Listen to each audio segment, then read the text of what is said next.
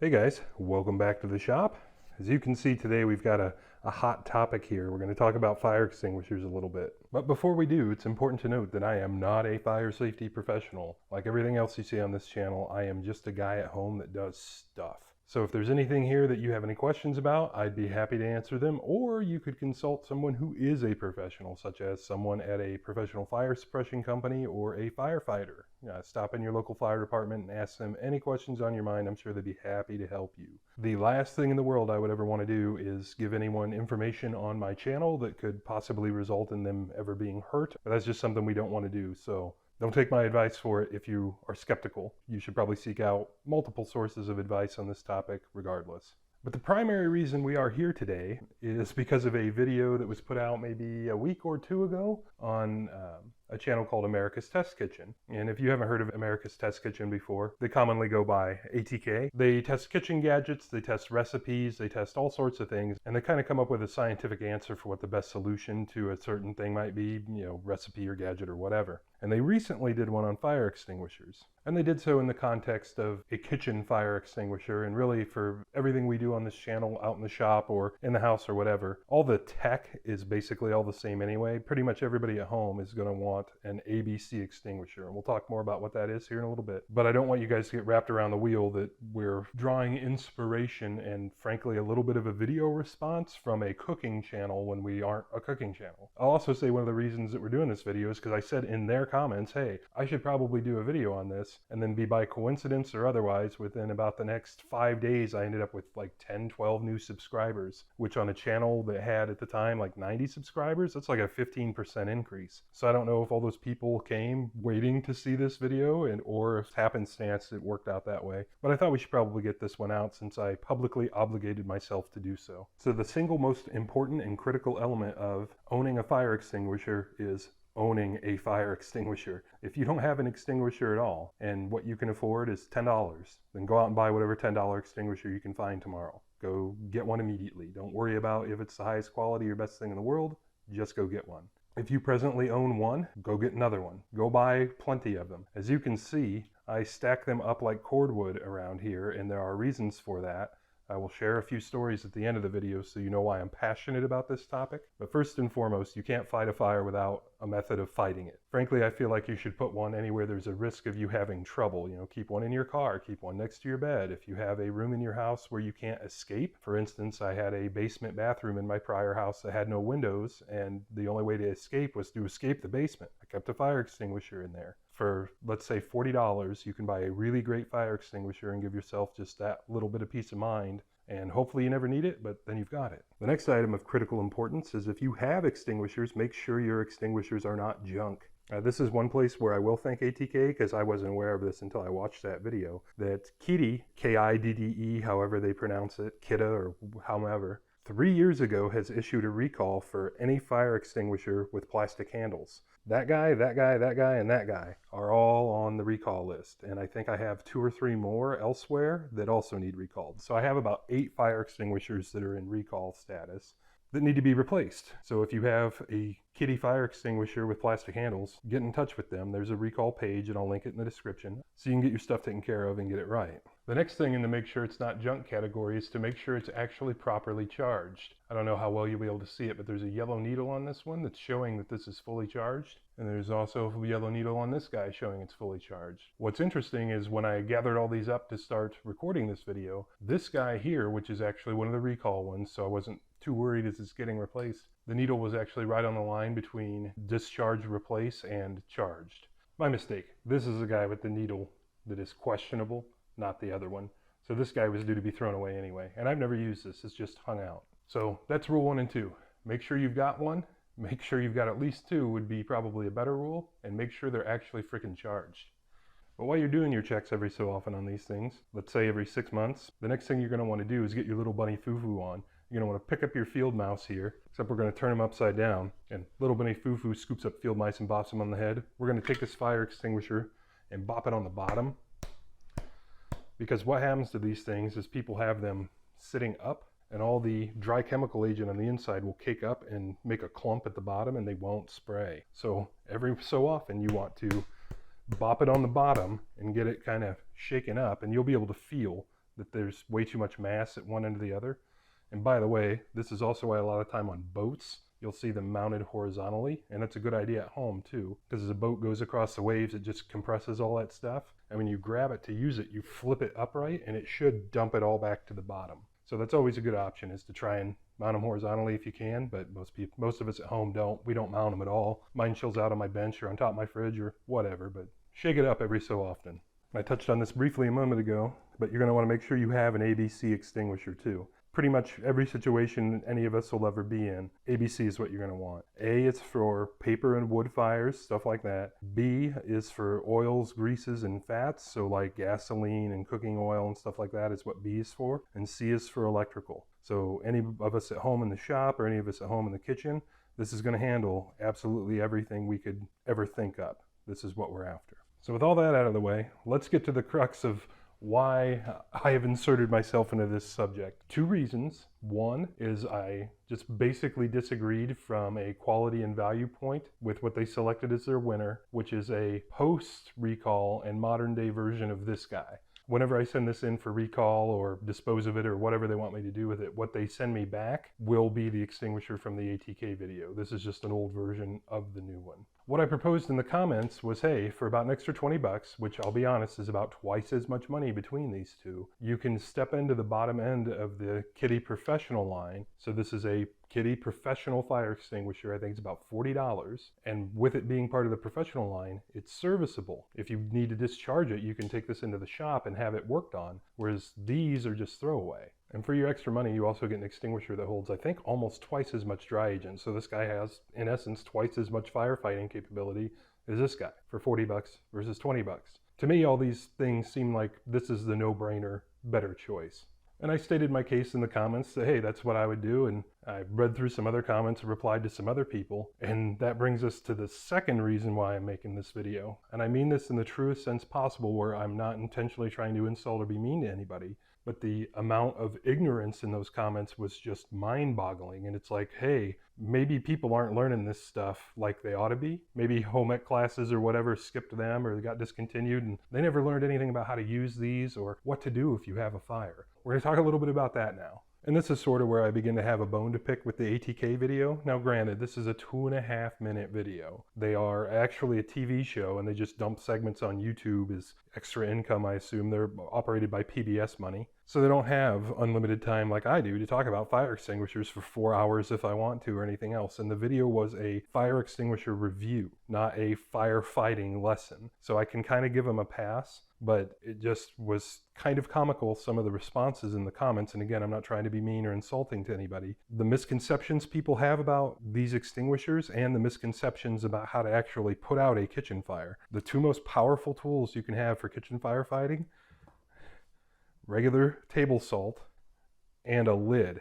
If you have a skillet on fire, put a frickin' lid on it and let the fire go out. If some grease out of that skillet has jumped out and it's got the top of your stove on fire, and we're talking, on fire, take your table salt, open her up, and just dump a whole ton on there. Table salt is non-flammable. All it basically does is smother the fire, and it won't even spread the grease the way even an ABC extinguisher can. These things are charged with 100 pounds of air pressure inside them, so when you let them off, they blow out. I think this guy says it sprays 8 to 15 feet. You totally don't want to just run right up to a small stove fire and just dump that. That's not a good idea. At least in the kitchen, these are the two guys you want as your first line defense firefighting tools. A good lid and some table salt. I always have one of these in the cabinet over my stove exactly for that reason. And growing up, we had a stove with the electric coil burners and the cups underneath. And in fact, the house I owned was that way. And you would get fires in those little cups all the time. If you boiled over some pasta or something and a macaroni got down in there, it would start up a fire. You just take the pot off, you take your salt, pour it on the fire, and it goes out. And with an electric range in that situation, that's kind of all you can do. You can either do this or just go right to this guy, because you can't throw water on it because it's electrical and it's actually under the heating element, so you can't pick it up and do anything else with it because you'll get yourself burned like crazy. So yeah, just table salt. If you have one that you can contain it. And this works in the shop too, although I don't keep lids for everything I own in the garage, because there aren't lids for everything that could possibly ever be on fire. But I do have a putty knife, and I've already put out carburetor fires with this guy. So if you have a carburetor vent tube fire, which is super common, there are little tubes in carburetors, and sometimes during tuning or whatever, you'll have a backfire, and the little vent tube will be on fire. Just smother it out with a putty knife. Don't race to this as your first option unless you really need that. So in a nutshell, that's basically roundabout the summation of the first comment I made to that video. And I had a few side conversations with some other people, and they were good conversations, all except for basically one guy that essentially tried to call me a liar by saying, I've bought these extinguishers by the case. I have, I think, 4 or 6 of these around. And I got a little short with that guy, maybe I oughtn't have. But that's basically where my bone to pick with the ATK video stops. And my desire to convey more knowledge to some of the people who had the wrong idea entirely or just didn't know begins. Well, almost off the hook anyway. I'll give them partial credit on this one. One of the things they said in that test is that she intentionally did not read the instructions for the extinguishers before she used them. And I get the reason she did that is because in an emergency you're not going to have time to read the directions, and that any extinguisher you pick up and use should be so intuitive that you don't need to, and she was testing like different weird kinds. So I get it, but at the same time there was a lot of people in the comments that did not know how to use these things, and I'll pointed out that the instructions are written right on the side of these in super big print exactly for this reason. When you buy these, you should read the instructions. Don't wait until there's a fire. But the instructions read as follows. Pull pin, hold unit upright. Start back 8 feet, aim at base of fire. Squeeze lever and sweep side to side. That pretty much is all there is to these. If you want to think of it another way, just remember PASS. So P-A-S-S, and that's an acronym. The P is for pull the pin. So the first thing you need to do is pull the pin out of this thing, and that's just on there with a rubber band. So I grab that and pull it, the rubber band will just break. The A is for aim, just like they've told you here. The first S is for squeeze, so squeeze the handles. And then the last S is for sweep. So at the base of the fire, sweep the extinguisher. So on something like this guy where there's no hose, you'd just be sweeping the whole extinguisher. Something like this guy where you can pop the hose out of the clamp, you can just sweep the hose around. These hoses are designed to swivel exactly for that reason. So I think that actually does conclude my bone picking with their video. And like I have said, that's a 2.5 minute video. They did the best they could. I think it's a great video to bring awareness to people to actually go get a fire extinguisher. And in fact, their recommended extinguisher sold out through Amazon directly within like a few hours of them posting it. So good for them for raising awareness and getting extinguishers in people's hands that probably didn't have one or didn't have enough of them. And also for raising my awareness to the recall, where I've got like 6 fire extinguishers that need to be replaced. So thank you. So now let's get into some of the responses to like some of the comments and stuff I saw. The single biggest thing that surprised me is a lot of people didn't know there was such a thing as a serviceable extinguisher. And I'm going to guess those same people may not realize that if you use this once, even just a little bit, if you just squeeze the trigger and you're done, you have to get it recharged to throw it out. Once you break free the seal up in the valve of this thing that's sealing all the pressure and the dry agent in, once you lift that up, the dry agent goes through there and the seal won't seal right anymore. So even though the gauge may say it's still full, over the coming days or weeks, you'll see this gauge go down and discharge because it'll lose all its pressure. So if you use this thing for half a second, it's done. It needs to go back and get charged up, or it needs to get thrown away if you have non-serviceable. Likewise, if you have one of these guys that's just been hanging out forever like this one and it's starting to look questionable, then if this were serviceable, I could just take it down and have it recharged. As it is with this kind of construction, I'm just throwing this away, and this guy was like 20 bucks. I don't think a lot of people realize that it only costs like $10 or $15 to have one of these recharged, recertified, have the seal replaced, and usually have a new hose put on too. It's really affordable. Which kind of leads to another question, as I had someone ask me, well, where would you even go to get something like that done? Because it's not like there's, the fire extinguisher store, which actually, yes, there is. Just most people at home don't have any interaction with those places, because those places are around usually to service the commercial end of industry, like places like Walmart and your local mall, if you still have a mall, where they're mandated by fire code to have so many extinguishers on hand. Those companies go around and inspect all the extinguishers, and they do all the fire suppression for the buildings and everything else. And well, those companies work on these guys too. So if you just go to Google and type in your town and fire suppression company, you'll come up with a whole bunch of results, unless you live in a really small town, in which case you probably have to go to whatever big city is nearest to you to have that done.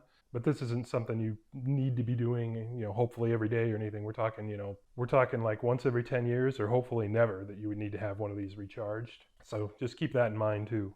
And now I'm going to address a couple of the more, I guess, kind of silly comments that I responded to there, where I think people meant well probably, but just didn't get it, didn't understand what the point here is, because that video didn't demonstrate that by the time you're into needing an extinguisher, when a lid or some salt isn't going to cut it, that you're down to last resort anyway. Your fire extinguisher should be in one hand while your phone to 911 is in the other hand, or somebody else is calling the fire department while you're hoping to do your best here. By the time you actually need to get one of these things out, the war is on. It's time to go. So there were people that were responding with just straight up erroneous information, like, oh, I would never want to use one of these bigger ones because they just blow stuff all over the place. These smaller ones are much cleaner. No, they're not. They have the same chemical agent in them. And the way the chemical agent in this stuff works is it basically just melts to smother the fire. So think of it like small pieces of plastic. When it lands on a burning fire, it just melts and creates its own lid over the fire. So anything that's on fire that you spray this stuff on is destroyed, period. Anything that's hot enough to melt this stuff is destroyed, period. It's over. So if you are worried about making a mess in your house versus having a complete house fire, I think you got your priorities out of line. These are not for, well, I think I need to use an extinguisher. These are for when the question's already been answered. You know, you will know the difference between a fire that you can put a lid on and a fire that's going to burn your house down. When you get one of these guys out, just go for it. Use your pass method and just dump it until it's empty, and then grab your second one and have it on hand just in case. These are not for a small fire, in my mind anyway. Now, if you're not comfortable with putting a lid on a burning fire or getting your table salt or whatever, and you're just like, nope, this guy's a moron, I'm just going to use my extinguisher, that's fine. But then use it. Just go for broke. This thing is going to make a mess you can see from space, and it doesn't matter if it's a smaller one or a bigger one, or a really smaller one, or a really bigger one. They're all going to make a giant mess. If you need this much extinguisher to put out the fire, then you're going to be happy to have this much extinguisher putting out that fire. If you got lucky and only needed that much, then good for you. But they're both going to destroy everything they touch for the most part. If it was on fire or hot, it's going to be destroyed. And that brings up another point that people were making, where they're saying, oh no, what you want for your kitchen or for your house is a CO2 extinguisher. You want one that's just got gas in it. Those do exist in the world, but they don't exist in the way those people think they do. Those kind of extinguishers you would normally see on like a boat. And boats will actually have portholes in the engine compartments where you can break that porthole and shove this hose in and actually fill the entire compartment with that inert gas to smother the fire out by way of oxygen deprivation. For those kind of applications, there's really no other way to kind of fight those type of fires, because if you were to try and open that engine cover, as soon as you open it, it's going to get all that extra oxygen dumped on it, and it's just going to flare up even worse. So those extinguishers do exist in the world, and I think they are also ABC, but they are 100% not what you want for your house or for your kitchen, because it's just not possible to fill your house or your kitchen with enough inert gas to starve out a fire. You'll die trying, literally, because all that oxygen is going to be displaced for you as well. And there are commercial applications for those systems too. I think I've mentioned in videos before, I spent a few years working in a commercial data center with, big server farm, where the building that I worked in was about the size of like 4 football fields and 2 stories high, and I think they were 10 or 12 foot ceilings.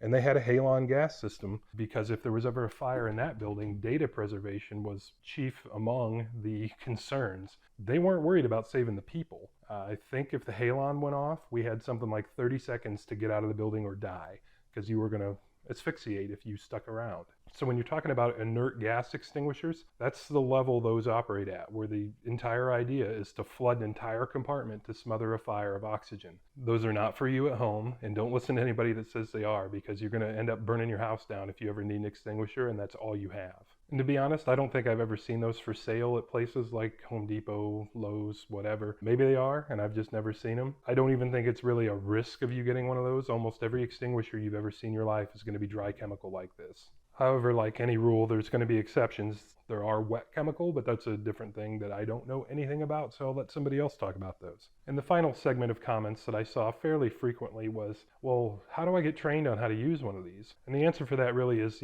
pretty much as easy as you want to make it. You can, if you have the ability, go out in your backyard or your driveway or somewhere where it's safe to do it. If you have a little burn pit or something, start a fire, go buy a $20 extinguisher and put it out. You can completely do that. There's nobody going to stop you from doing it. That's always an option. Just make sure you do it in a safe way. I'll reiterate there that I did not tell you to just go start fires. I told you to start a fire in a safe way. If you want to experiment, you certainly can. A better idea would be to stop in your local fire station and ask them when they're going to do a training.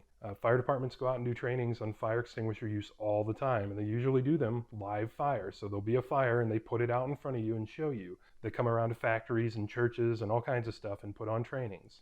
I mentioned to someone in one of those comments that if you walk in there with a box of donuts and your own extinguisher, you might get trained on the spot. They may actually just take you out back behind the station to a slab of concrete and set a cardboard box on fire and let you put it out. When in doubt, go to your fire department and ask them when you can be trained, and they'll be happy to take care of you. So that pretty much concludes my how to use a fire extinguisher, things you should think about before you buy one, etc., video. All I was really trying to say in my comment is I would buy this guy for a little bit more money than this guy, because this is just a much better extinguisher and it's not a whole lot more money, so why wouldn't you?